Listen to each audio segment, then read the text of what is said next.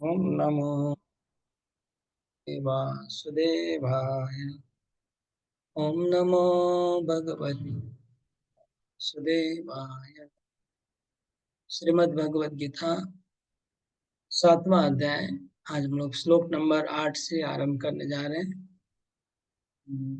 इसके पहले 2 नंबर श्लोक का कुछ क्वेश्चन डिस्कस कर लेते हैं। मैंने जैसे बताया था पहले पिछले क्लास में कि भगवद गीता का 6 6 अध्याय है। पहला 6 अध्याय कर्म योग है, बीच में का 6 अध्याय भक्ति योग है और अंत का 6 अध्याय ज्ञान योग है। पहला 6 अध्याय कर्म, दूसरा 7 से 12 भक्ति और 13 से 18 ज्ञान योग। सीक्वेंस में, इस सीक्वेंस में पूरा गीता का 18 अध्याय है। तो इस सीक्वेंस से क्या पता चल रहा है, कौन सा टॉप मोस्ट है तीनों में से? प्रभु जी भक्ति। भक्ति योग। भक्ति योग अगर टॉप है तो उनको क्यों ज्ञान योग को क्यों लास्ट में रखा गया? कोई बता सकता है? ज्ञान योग को पीछे क्यों रखा भगवान ने? जो टॉप मोस्ट वो लास्ट में आना चाहिए ना।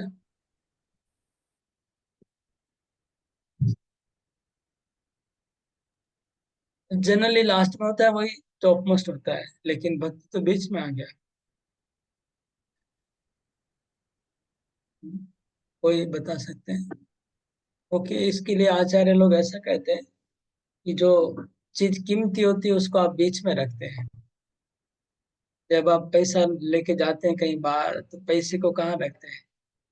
पॉकेट में, पर्स में, सबके बीच में कि साइड में कि कहाँ रखते हैं? बीच में रखते हैं ना। तो इधर से छुरी मारेगा तो भी नहीं निकलेगा, उधर से छुरी मारे तो अब नहीं निकलेगा। तो बीच में रखते हैं। जो छुपाने की वस्तु है उसको बीच में रखते हैं। इसलिए भक्ति योग को भगवान ने बीच में रखा। और वैसे 18 अध्याय का देखा जाए तो 50 श्लोक तक ज्ञान योग है, 55 तक। 55 के बाद शुद्ध भक्ति है, लास्ट का जो है वो शुद्ध भक्ति। ओके, ठीक है।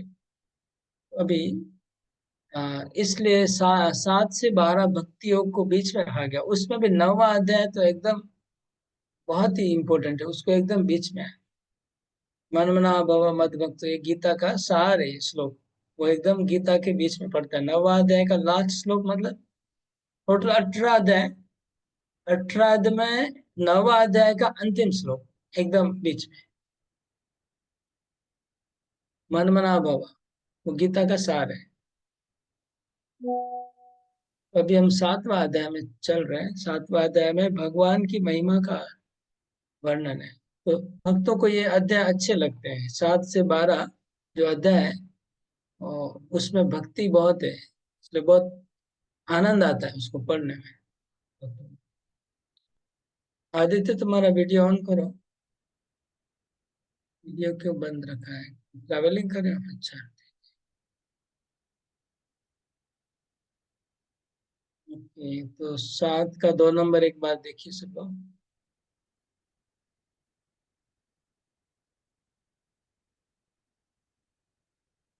तो मेरे पास हिंदी वाला मैं खोलता हूँ।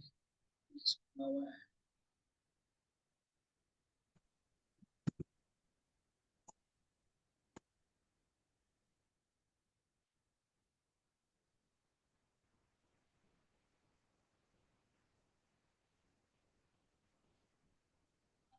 प्रश्न फिर से पढ़ के एक बार सुनाइए।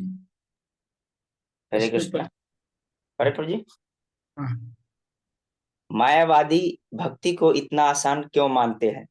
समझाए कि भक्ति इतनी आसान नहीं है।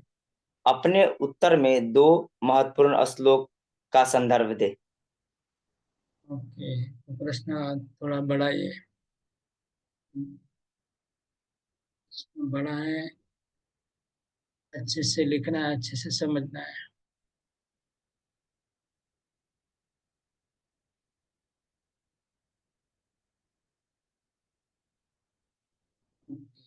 ज्ञानम ते हम सभी ज्ञानम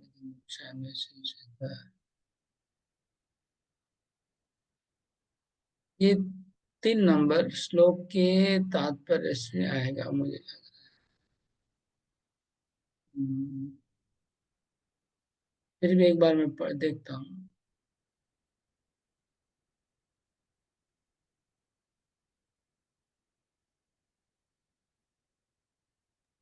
में ओके प्रभु ये जो दूसरा पैराग्राफ है जो। हाँ ये 3 नंबर श्लोक के तात्पर्य में देखिए। हाँ, 2 नंबर श्लोक के तात्पर्य। हम्म,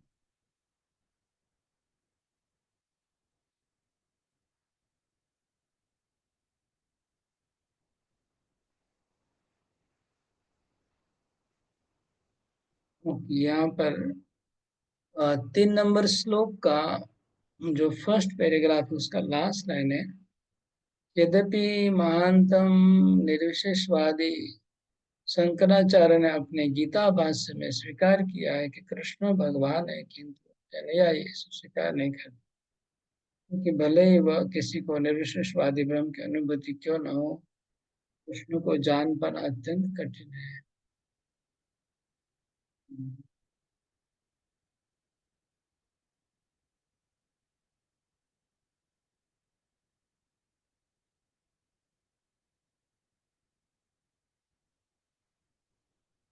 हाँ लिखा है। हाँ, यद्यपि अभक्त वर्ण यह घोषित करते हैं, यहाँ पर देखिए, यहाँ से पढ़िए विजय शर्मा को। यद्यपि अभक्तगण, हरे कृष्णा। यद्यपि अभक्तगण यह घोषित करते हैं कि भक्ति का मार्ग सुगम है, किंतु वे इस पर चलते नहीं।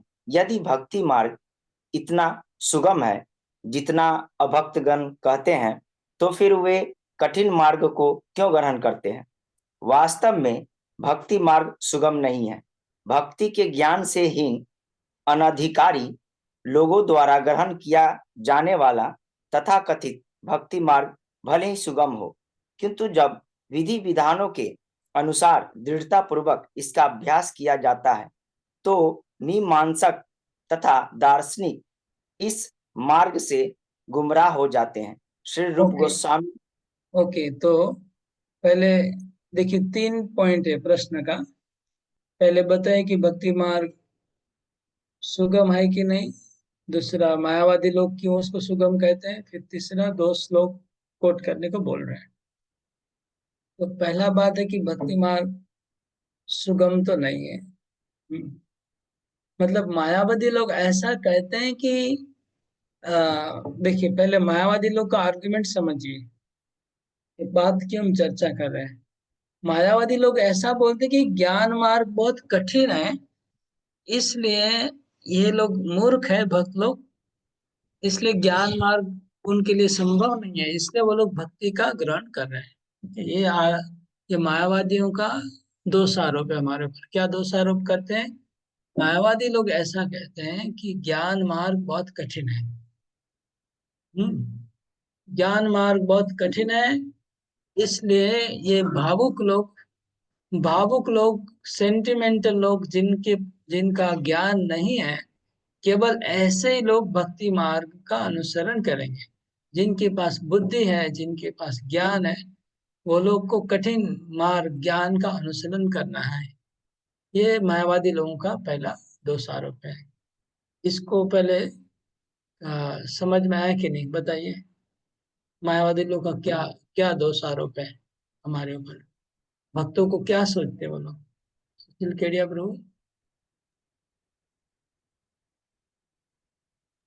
हरे कृष्ण प्रभु। उनके कहने का मतलब है कि ज्ञान योग कठिन है और भक्ति योग सरल है, भक्ति मार्ग। हम्म,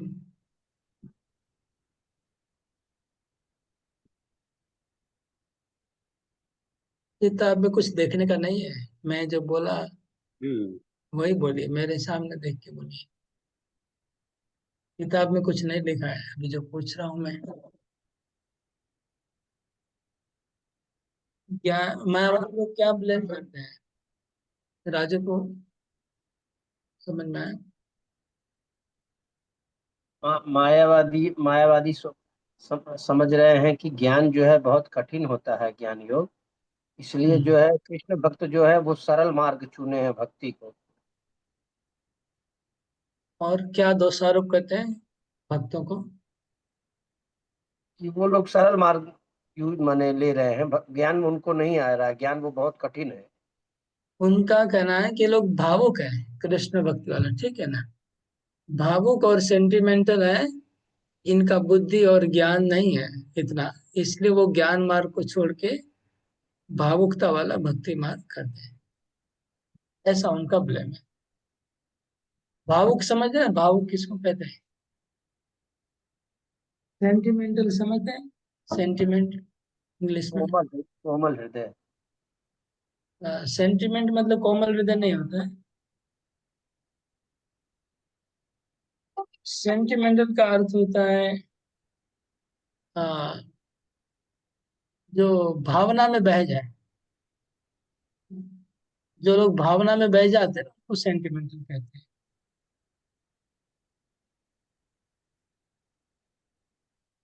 एक क्लास चल रहा है, क्लास में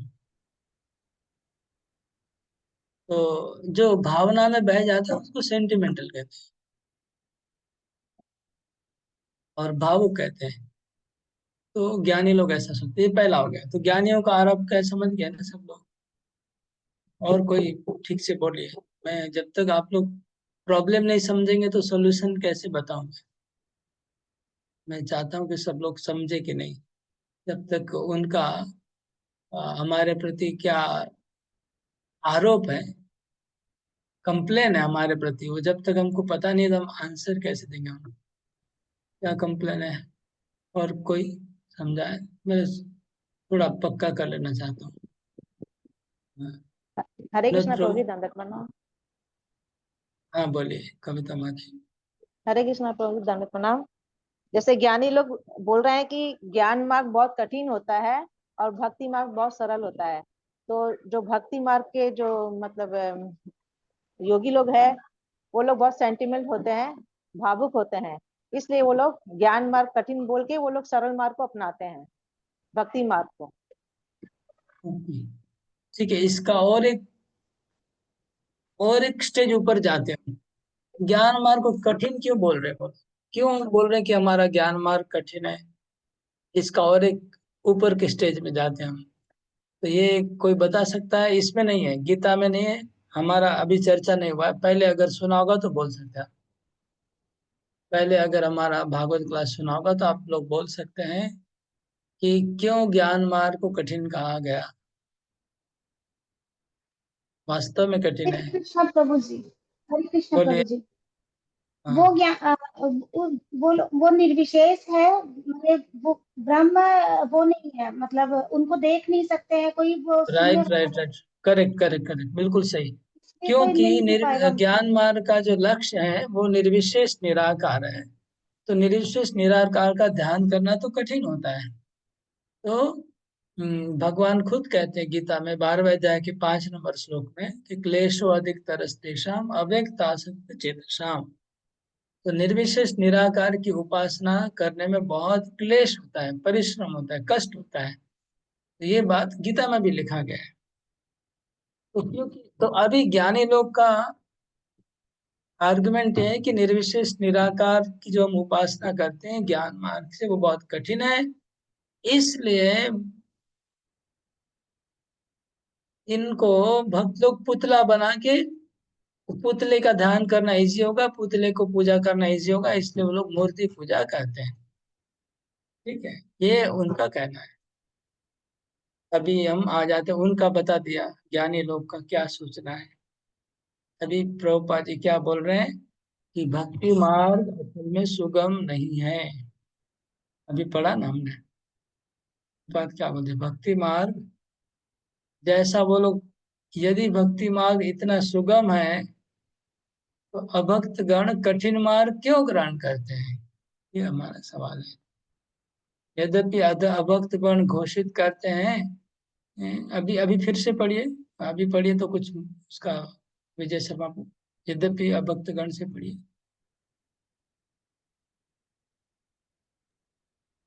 क्या हुआ। यद्यपि यद्यपि अभक्तगण यह घोषित करते हैं कि भक्ति का मार्ग सुगम है, किंतु वे इस पर चलते नहीं। यदि भक्ति मार्ग इतना सुगम है जितना अभक्तगण कहते हैं, तो फिर वे कठिन मार्ग को क्यों ग्रहण करते हैं? वास्तव में ये प्रश्न है, ये हमारा प्रश्न है। अगर वो बोलते कि भक्ति मार्ग सुगम है, सरल है, और ज्ञान मार्ग कठिन है, तो हमारा प्रश्न है कि आप फिर कठिन मार्ग क्यों ग्रहण कर रहे हैं? अगर भक्ति मार्ग सरल है तो आप कठिन मार्ग में क्यों जा रहे हैं आप? हमारा प्रश्न है। फिर प्रभुपाद कहते हैं असल में शुद्ध भक्ति का मार्ग कठिन सुगम नहीं है, सरल नहीं है। वो जो क्या बोलते हैं उसको, क्या बोलते हैं, मिश्रण वाला, भेजाल बोलते हैं ना बांग्ला में, हिंदी में क्या बोलते हैं? ओरिजिनल माल होता है और एक जो मिक्स करते हैं उसको क्या बोलते हैं? भेजाल। शुद्ध भक्ति का मार्ग वास्तव में सुगम नहीं है, कठिन है। कौन सा भक्ति मार्ग सरल है? जो नकली भक्ति मार्ग है। तो नकली भक्ति मार्ग है, जो दिखावे वाला भक्ति मार्ग है, वो सरल है। लेकिन शुद्ध भक्ति का जो मार्ग है वो सरल नहीं। तेल में जो दूसरा चीज मिला देते हैं, इसको हिंदी में क्या बोलते हैं? बोलिए। मिलावट बोलते हैं मिलावट। प्रभु जी, मिलावट। हाँ, तो मिलावट वाला भक्ति मार्ग सरल हो सकता है, प्रभुपाद जी कहते हैं। लेकिन जो शुद्ध भक्ति मार्ग वो सरल नहीं है, जैसा ज्ञानी लोग सोच रहे हैं। तो अभी अगले 2 श्लोकों में जो हमने बोला कि 2 श्लोक बताइए कैसे शुद्ध भक्ति मार्ग सरल नहीं है, तो ये 2 श्लोक क्या है? ये 2 श्लोक ये है भक्ति रसामृत सिंधु का, कि जो मिलावट वाला भक्ति मार्ग है और शुद्ध भक्ति मार्ग है, उसको कैसे हम दोनों को कैसे अलग करेंगे, पहचानेंगे कैसे, कौन सा मिलावट वाला है और कौन सा शुद्ध है। तो वो बता रहे, श्रुति स्मृति पुराण आदि पंचरात्र विधि बिना एकांत की हरेर भक्ति उत्पाते व कल्पते।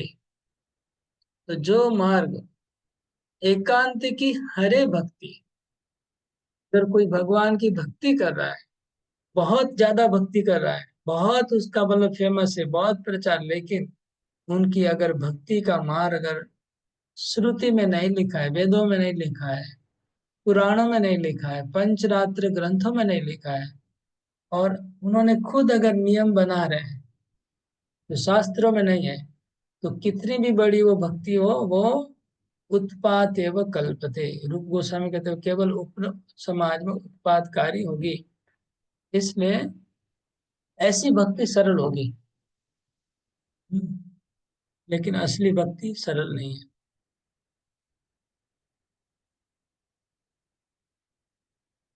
यहाँ पर लिखा 2 श्लोक का उदाहरण देना है।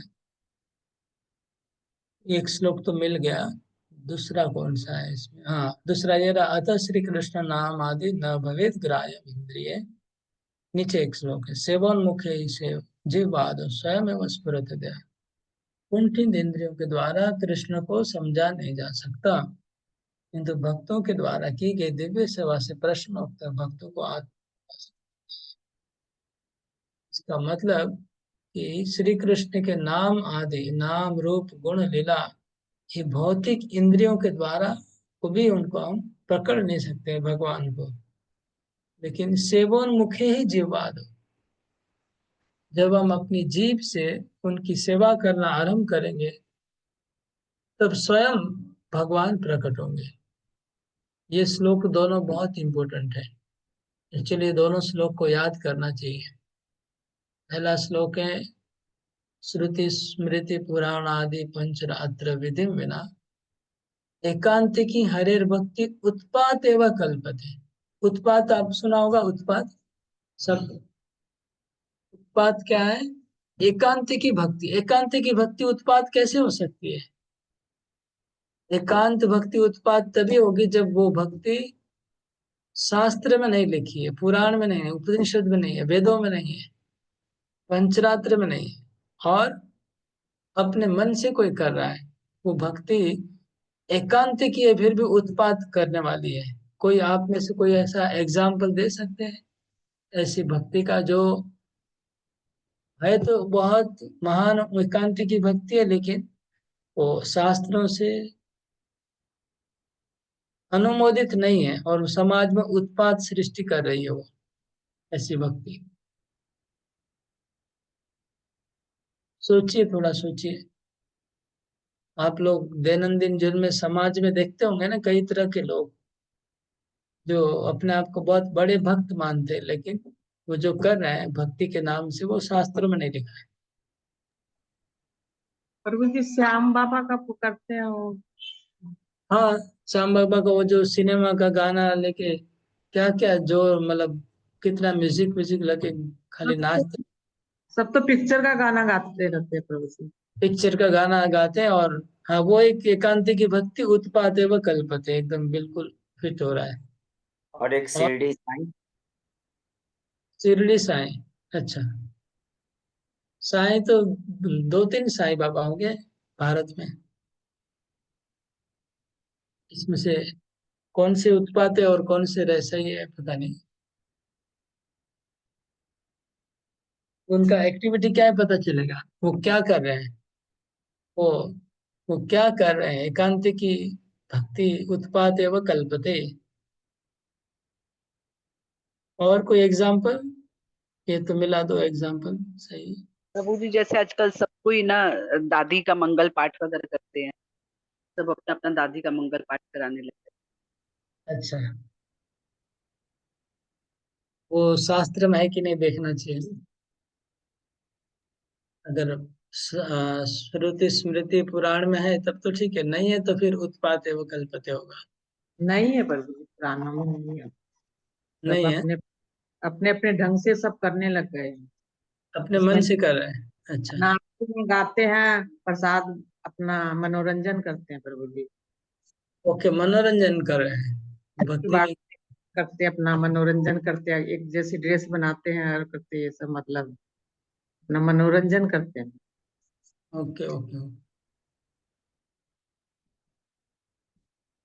तो ये सब उत्पात है व कल्पते हैं। एकांत की भक्ति दिखाएंगे, एकांत मतलब बहुत निष्ठा है, बहुत निष्ठावान है, लेकिन शास्त्र में नहीं है। ओके। और दूसरा श्लोक है, अतः श्री कृष्ण नाम आदि न भवेत ग्राह्यम इंद्रिय। वो भी बहुत इंपॉर्टेंट श्लोक है।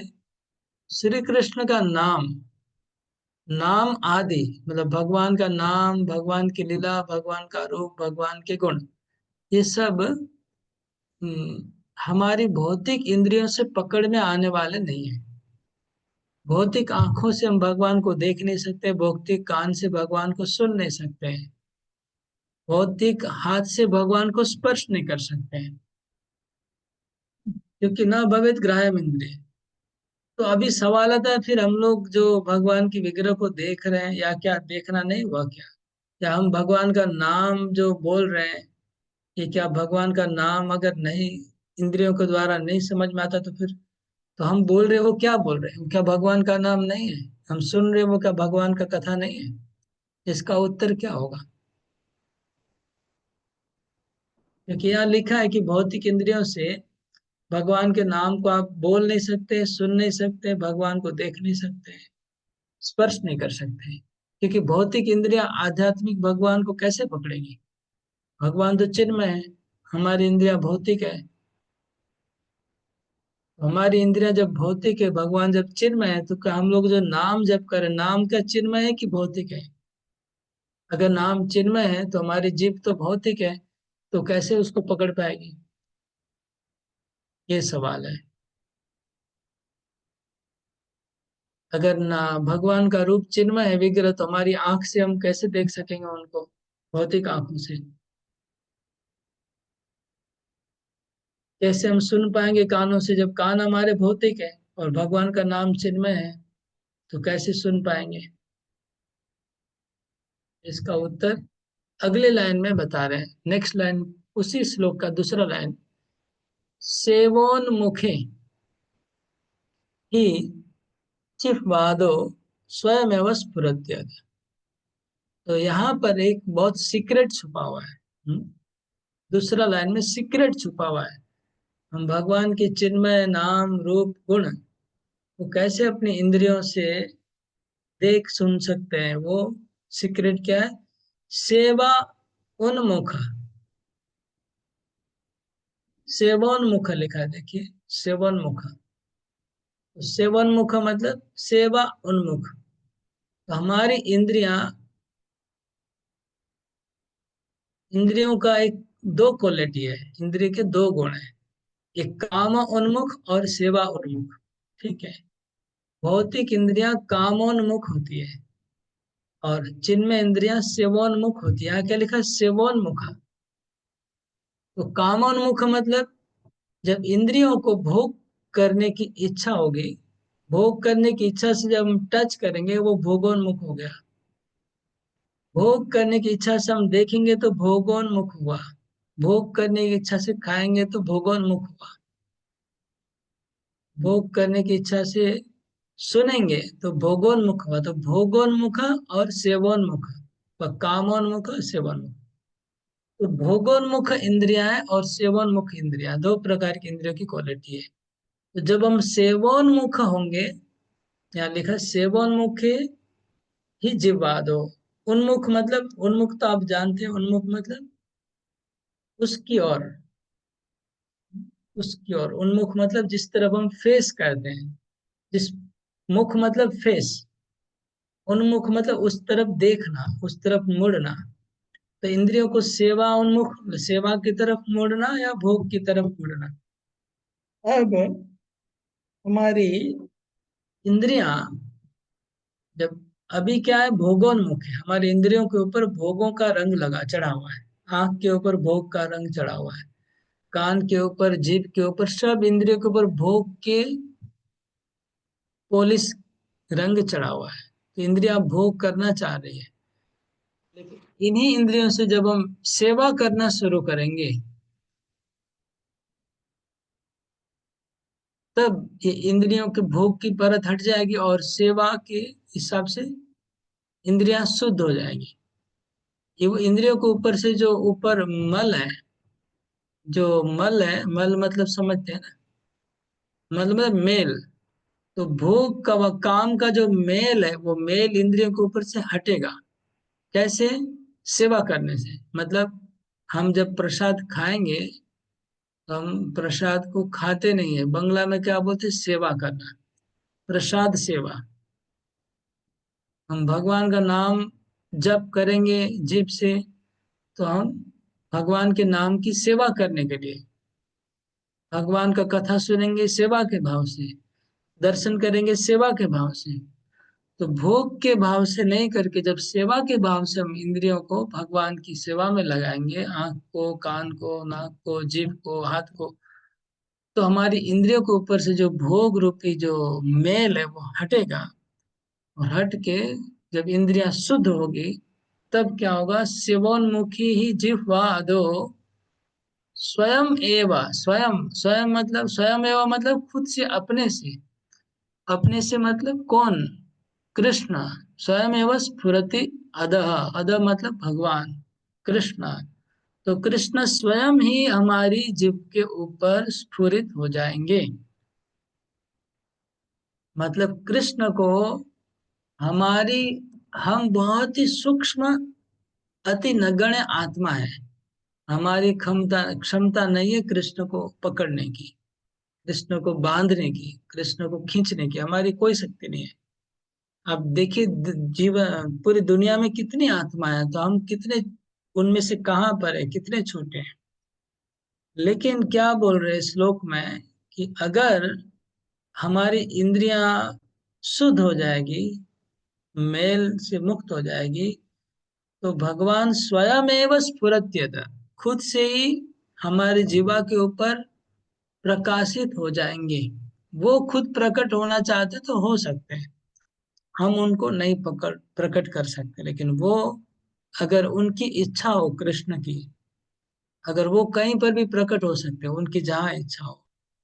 वो कहाँ प्रकट होंगे? बोले जब इंद्रियां सेवोन्मुख हो जाएगी। और यहाँ सेवोन्मुख जिह्वा आदो लिखा। जिह्वा आदो मतलब क्या? इसका भी तात्पर्य है। जिह्वा आदो का मतलब है जिह्वा से शुरू करना है। आदो मतलब बिगिनिंग।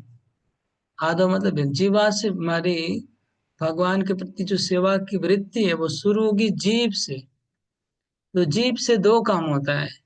जीभ से कौन सा दो काम होता है? जीभ से दो काम कौन सा होता है आदित्य? एक एक तो भगवान का नाम लेंगे।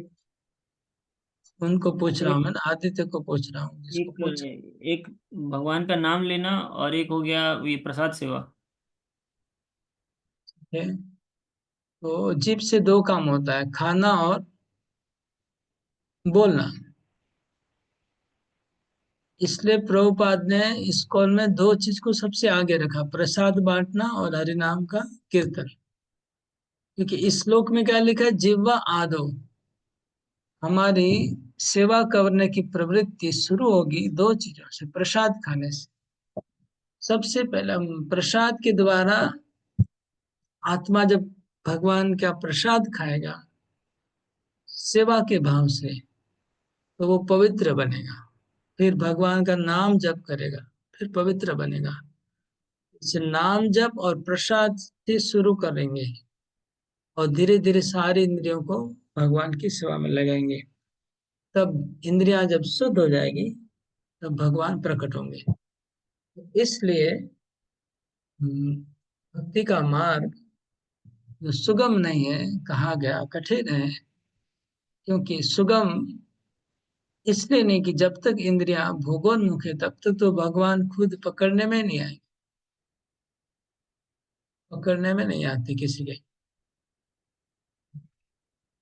ओके, तो ये श्लोक बहुत इंपॉर्टेंट है, इसको याद करना है और इस श्लोक के अर्थ को भी याद रखना है। मैंने जैसे समझाया, अर्थ को भी याद रखना जरूरी है। ओके, तो क्या समझ में आया ये श्लोक को? क्या समझ में आया? कोई रिपीट करिए।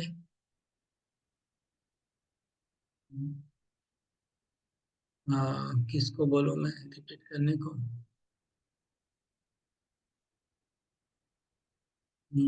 सुमन माता जी बताइए, क्या समझ में आया? श्लोक का अर्थ क्या है?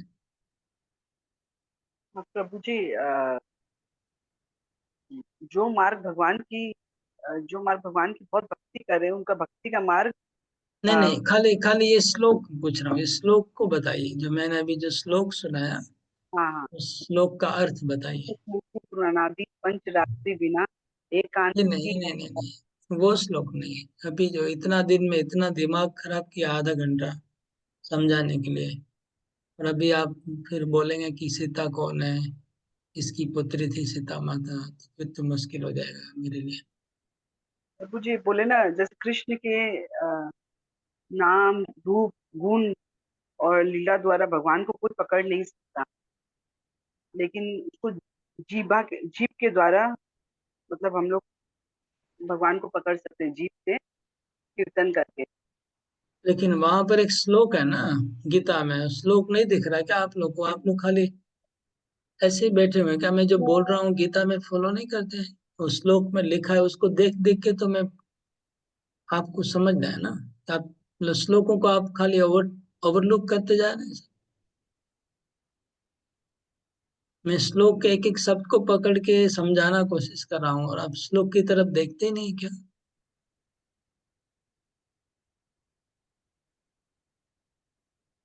की बात है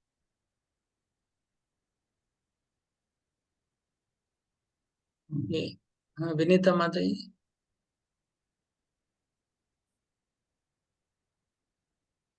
हाँ, हरे कृष्णा प्रभु जी। क्या समझ?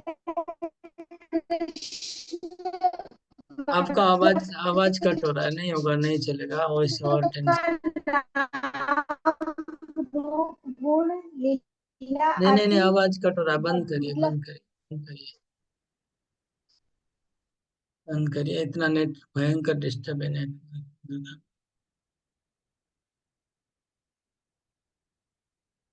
क्लास में सब लोग आएंगे, थोड़ा फ्रेश होके आइएगा, है ना। फ्रेश रहेंगे तो कुछ दिमाग में जाएगा। मैं कई लोगों को ऐसे लग रहा है कि नींद से सीधा बिस्तर के उठ के बैठ गए क्लास में। देख के ऐसा लग रहा है, फेस देख के। हाँ, अगर दिन में आलस आ जाती है तो नहा लेना चाहिए। हाँ, नहा के फ्रेश होके तिलक करके बैठेंगे तो थोड़ा दिमाग खुल जाएगा और सुनने में आएगा, अच्छे से समझ में आएगा। नहीं तो क्या है, सात्विक सत्वगुण का एनवायरनमेंट चाहिए। तमोगुण गीता थोड़ी समझ में नहीं। आपको अगर नींद से उठ के बैठ जाएंगे तो नहीं समझ में आएगा।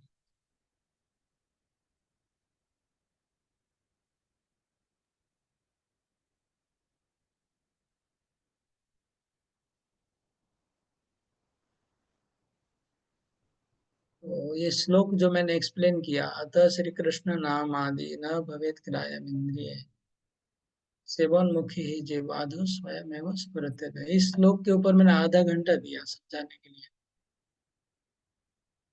आप सबको समझ में आया कि नहीं, ये मेरे को अभी टेंशन है।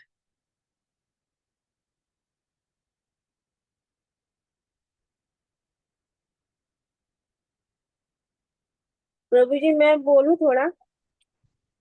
बोलिए। अतः श्री कृष्ण नाम आदि ना भवेत ग्रह इंद्रिय, मतलब भगवान के गुण लीला आदि को हम भौतिक इंद्रियों से नहीं समझ सकते हैं। हमारी जो भौतिक इंद्रियां हैं उसके द्वारा हम भगवान को नहीं समझ सकते हैं। तो हमारी चिन्मय इंद्रियां हमारी हमें प्रकट करने होगी। तो हमारी चिन्मय इंद्रियां जो है, मेरी जीभ तो दो काम करती है, एक प्रसाद भी पाती है और भगवान का नाम गुण भी कर रही है।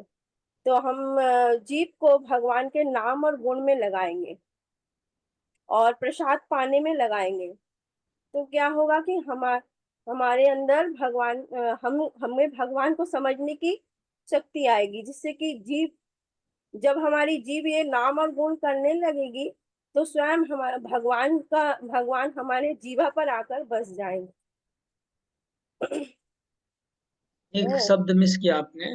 इंद्रियों की दो प्रवृत्ति है, मैंने बताया। और उसके हाँ, दूसरे लाइन में पहला शब्द क्या है श्लोक का? दूसरे लाइन में पहला शब्द इंद्रियां की दो शक्तियां, एक भौतिक इंद्रियां अरे तो नहीं नहीं, काम। अरे बाबा अच्छा अच्छा, श्लोक पूछ रहा हूँ, आप कहाँ इधर उधर हाँ, भटक। सेवान्मुखे जीव।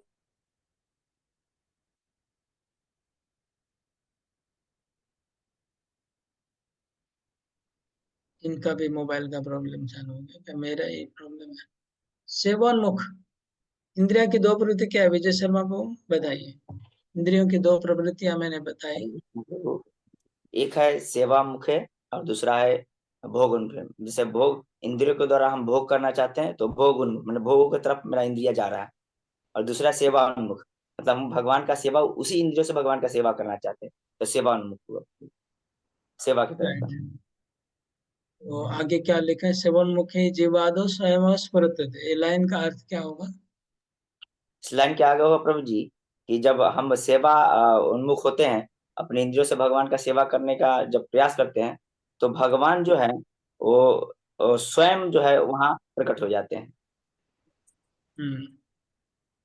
स्वयं एवं स्फुरत्यद, भगवान स्वयं स्फूर्ति प्राप्त करेंगे, तभी हम भगवान को समझ पाएंगे। ओके। बहुत टाइम चलेगा श्लोक समझाने में।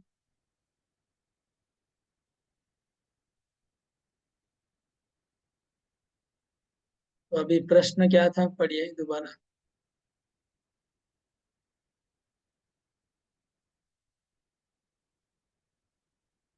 प्रश्न क्या था, मैं बोल रहा हूँ पढ़ने को। अरे प्रभु जी, फोन मेरा लॉक हो गया, दूसरा फोन से कर रहे थे ना। तो जो माता जी पूछी थी वो पढ़े ना, कि शब्द बोल रहा हाँ हाँ, हूँ। पढ़ रहे हैं। सोचे तो मत ही पढ़ो, प्रश्न पूछ रहे तो पढ़ रहे बोलने। हैं। हरे कृष्ण। मायावादी को पढ़े प्रभु जी। हाँ पढ़िए। मायावादी भक्ति को इतना आसान क्यों मानते हैं? समझाए कि भक्ति इतनी आसान नहीं है। अपने उत्तर में 2 महत्वपूर्ण श्लोक का संदर्भ दे। ये 2 श्लोक हैं, श्री कृष्ण नाम आदि। पहला वो श्लोक है श्रुति स्मृति पुराणी। दोनों श्लोक को याद करना है, मुखस्त करना है, लिख लीजिए, ये होमवर्क में।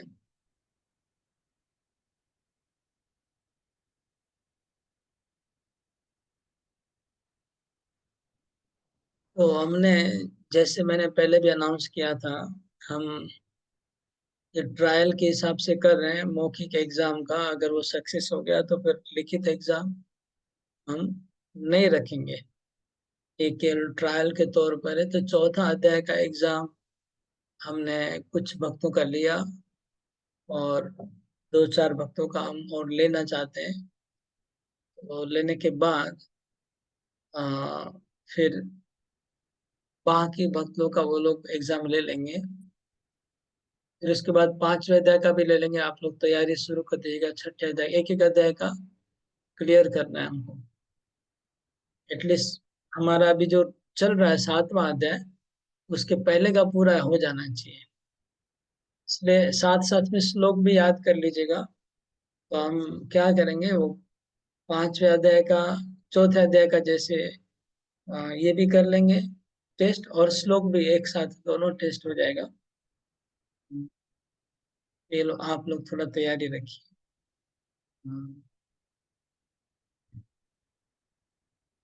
क्लास का टाइमिंग भी पता नहीं, कभी कभी मेरे को विचार आता है कि क्लास टाइम हम चेंज कर लें थोड़ा। हरे कृष्णा प्रभु जी, हमको ऐसा विचार आ रहा था कि क्लास संडे को ही अगर 3 घंटा करते तो ठीक था। बाकी सबका क्या ओपिनियन है? सब लोग अगर एग्री करेंगे तो मैं सोच रहा था, मेरे को भी अभी मॉर्निंग बहुत लोग का जो एब्सेंट हो रहा है, किसी कारण से प्रॉब्लम हो रहा है, तो हम संडे को शिफ्ट कर दें क्लास को। तो जी मॉर्निंग में संभव होगा क्या प्रभु जी? मॉर्निंग ठीक रहेगा? प्रभु संडे, संडे तो 2 घंटा हो रहा है, फिर भी खत्म नहीं हो पा रहा है। संडे 2 घंटा कहाँ हो रहा है? 3 घंटे करना है प्रभु जी, 3 घंटे करना है संडे को। Sunday Sunday morning, Sunday morning हो सकता है, क्योंकि अभी करंटली संडे मॉर्निंग हमारा भक्ति वैभव बंद है, नहीं हो रहा है।